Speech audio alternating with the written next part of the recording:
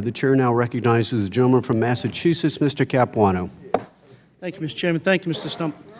I want to thank you particularly for doing something here today that no other person has been able to do in the last 4 years. You have brought true bipartisanship to Congress. We're all together on this. We are not happy. The last couple, oh, they already started, but the last few minutes, they've been running a graphic in the back, and my colleague had went through some of them. But I think it's important to know what some of the other things you have done, what they were. They weren't just fines. You screwed student loan holders, credit unions, Fannie Mae, Freddie Mac, mortgage holders, African Americans, Hispanics, healthcare workers, on and on and on. And by the way, I understand this isn't material. Just 5 months ago, you paid $1.2 billion in a fine. This is only 15% of that. Who cares? We'll pretend to be sorry, we'll fire some workers, and we'll get through this. You know where I heard that before? The guys who ran Enron. The guys who ran Arthur Andersen. Thought the same thing. We're not your problem. We can't criminally prosecute you. You can keep, hell, you're your own boss. You are the CEO and the chairman. Hold yourself to accountability. Oh my God, you've been bad. Oh no, you haven't. That's ridiculous. Your problem is coming. It's not today. You think today's tough? It's coming.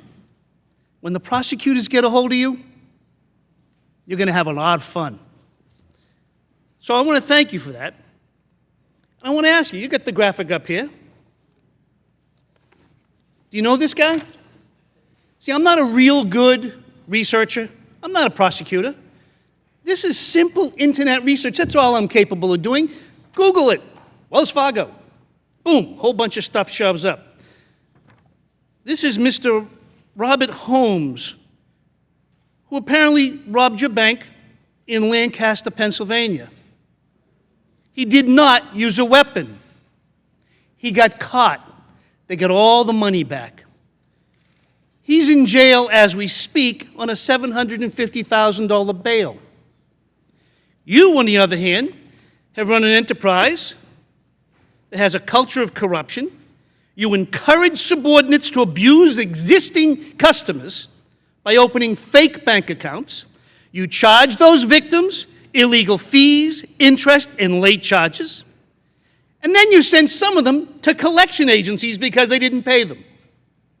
Then you fired 5,300 workers as if you care to cover everybody's tracks.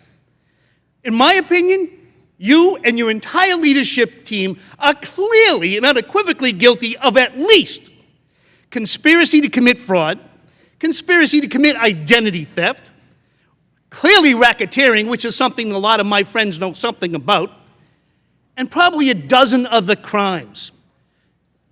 Only simple question. What the heck's the difference between you and Mr. Holmes?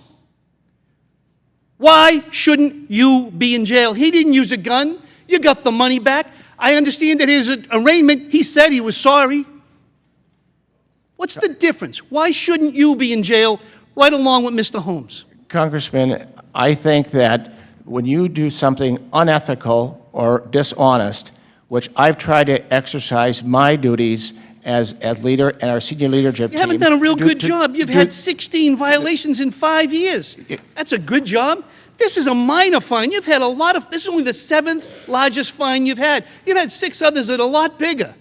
That's a good job. I guess, I forgot. You're the one judging yourself because you're also the chairman of the board. I actually think I'm the greatest congressman in the history of the world. I should be speaker, president, and maybe emperor of the world. That's my judgment of myself.